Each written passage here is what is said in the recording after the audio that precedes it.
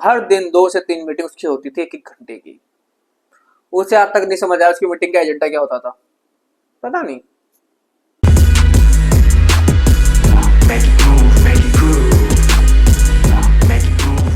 So welcome back guys, another video. और आज मैं एक डिपार्टमेंट के बारे में बात करने वाला हूँ भाई, जो कॉर्पोरेट इंडस्ट्री में सबसे बेबस डिपार्टमेंट लगता है मुझे।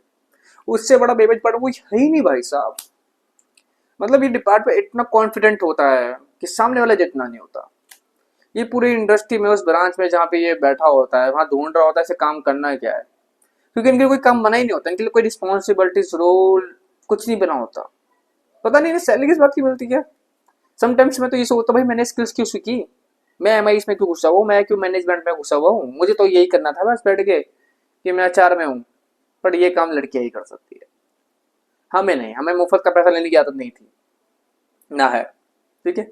सो भाई मैं बात कर रहा हूँ एचआर डिपार्टमेंट की। भाई साहब ये डिपार्टमेंट अपने में ही बहुत कॉन्फिडेंट है भाई साहब। इन्हें ऐसा ऑब्जर्व होता है कि ये नहीं रहेगी तो कंपनी नहीं चलेगी आगे, पता नहीं क्यों। लास्ट कंपनी का इंसिडेंट है बता रहा हूँ भाई मैं। होता है भाई मेरे साइड में बहुत हुआ है, मैंने बहुत चोमूल लोग देखे हैं। ठीक है, लास्ट कंपनी में एक एचआर हायर हुई थी, जिस कंपनी में 5 एम्प्लॉय थे, बताया मैंने 5 एम्प्लॉय थे, छठा सातवां हायर करने के लिए, जहाँ पे टेबल ही 10 के लगे हुए हैं, एक शिफ्टिंग खाली पड़ी। भाई बहुत बड़ा ऑफिस है, वो ऑफिस बड़ा है, जहाँ पे मतलब तुम्हारा 30 टू 35 एम्प्लॉय आराम से वर्क कर सकते हैं उस फ्लोर के अंदर। ठीक है, बस फ्लोर के अंदर 5 बंदे बैठे हुए थे, तो एक एचआर हायर हुई फॉर रिक्वायरमेंट की, जो कि यहाँ पे जो कि फुलफिल कर सके सारी जो है सीट्स है। ठीक है भाई साहब, वो आई और सबकी नज़र उस पर लगी थी, समझ रही होगे। ठीक है। सो भाई मेरी नहीं थी, मैं इन चीज़ों पे इतना फोकस नहीं करता हूँ। तो भाई साहब अब उसको बुलाया गया था, पर वहाँ पे कोई पता नहीं क्यों बुलाया गया था, मुझे नहीं पता। तो वहाँ पे आई भाई वो, और स्टार्टिंग कराना अपना काम वगैरह। तो पहले वहाँ पे ना कंपनी में पॉलिसी नहीं थी। सीधा सीधा हमें ये बोला गया था कि वहाँ पे तुम्हें 1.5 लीव पर मंथ मिलती है, 1.5 लीव, एक दिन और एक आधा। कोई पॉलिसी नहीं उसके भी आप पे, ठीक है। और सैलरी कटती थी तुम्हारे 5 मिनट से, अगर पॉइंट एक ऊपर हो गया तुम्हारी सैलरी कटेगी।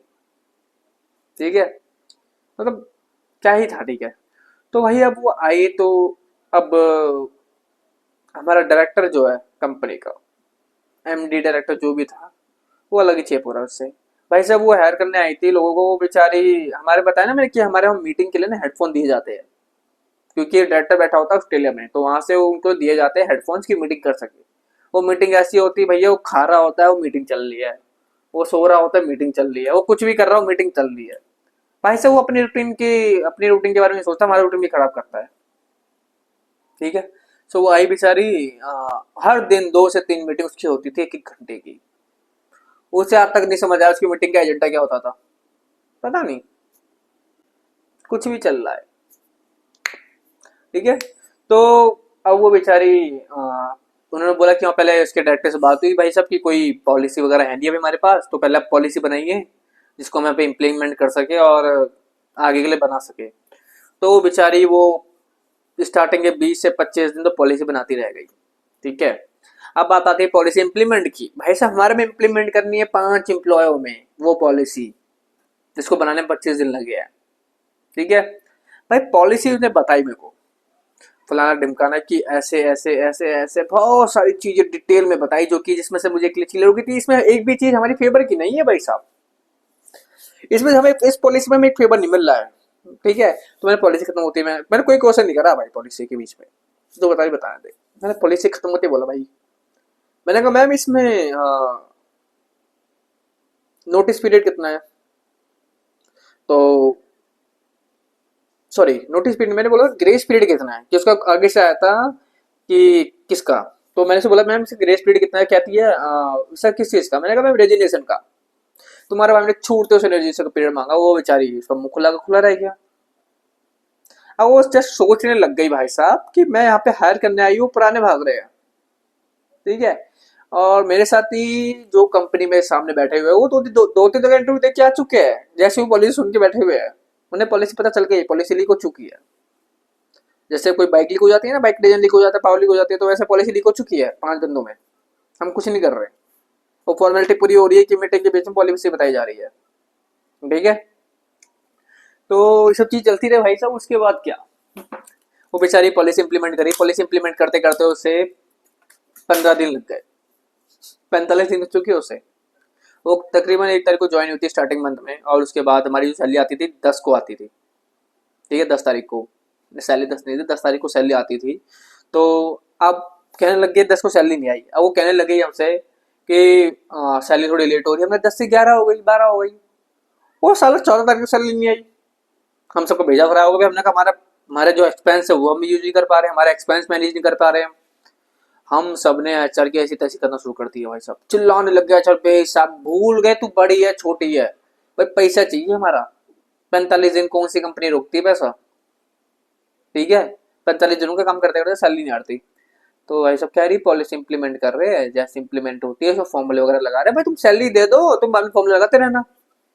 तुम चोमू से अगर फॉर्मूला लगा एक्सेल में इंप्लीमेंट वाला, तो उसके लिए तुम सैलरी रोक के बैठोगे 30 से अगले 30 दिन और। वो बेचारी फिर वो परेशान रोने जैसी इसकी हालत हो गई। तो भाई अब सैलरी जैसे तैसे 16 तारीख को सैलरी आ गई, मतलब 46 दिन में सैलरी आई, ठीक है। और फिर कहती है, फिर वो सैलरी लेने के बाद अगले दिन गायब। जहां मुझे एचआर ये समझाती इम्प्लीमेंट के टाइम पे कि कंपनी की पॉलिसी ऐसी ही होती है, ऐसी ही होती है, जो इतना कॉन्फिडेंट खुद थी कि ऐसे ही चलता है, वो अब खुद चल बसी, ठीक है। भाई जिसकी एचआर इतना ऐसी हो कि जो खुद भाग जाए, उसकी एम्प्लॉय पे क्या असर पड़ेगा, पड़ेगा असर। तुम्हारा भाई भाग गया वहां से सैलरी लेने के बाद अगले महीने 10 तारीख को, क्या जा रहा था। वही सब मैं नहीं सोचता किसी के बारे में इतना। जहां तुम्हें स्ट्रेस मिले, भाई ये स्ट्रेस लेवल क्यों बढ़ा हुआ था वहां पे कि 9 5 से 9 6 हो जाए तुम्हारी सैलरी, हाफ डे की सैलरी काट लेगी। भाई वहां पे ऐसे करते करते बताया था ना 10,000 सैलरी कटी है एक अकाउंटेंट की। पता नहीं कैसे ज्यादा सैलरी कटी हुई थी अकाउंट की, सिर्फ 5 5 10 10 मिनट के चक्कर में। और जो ऊपर का टाइम है ना, वो बेचारे का कोई भी अगर 7 6:30 से ऊपर बैठ रखता है तो उसका कोई हिसाब किताब नहीं है। पता नहीं कैसे, बट भाई उस कंपनी को झेल रहा था बस मैं। सैलरी लेके भाग गया। मुझे वो बेचारे नोटिस पीरियड देते आगे से ना, इलीगल लेटर देते, हम आपके अगेंस्ट एक्शन लेंगे। मैंने कहा एक्शन लो, मैं वेट कर रहा हूँ घर पे, आ जाना। मैंने कहा जो तुमने गाली वगैरह यूज करी है ना तुम्हारे कॉन्फ्रेंस में, वो सबके फोन रिकॉर्डिंग है मेरे पास। विचारों की हवा खराब।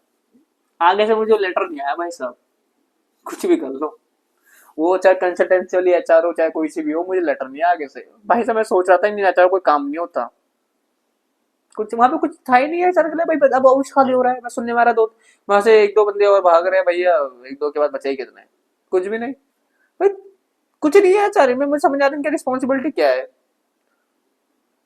सो गाइस अभी के लिए वीडियो में इतना ही। सो आपको वीडियो पसंद आए तो प्लीज लाइक करना, सब्सक्राइब करना यार। विल ट्राई की और अच्छी वीडियो ला सकूं। फिलहाल के लिए भी इतना ही है। So thank you so much, keep watching.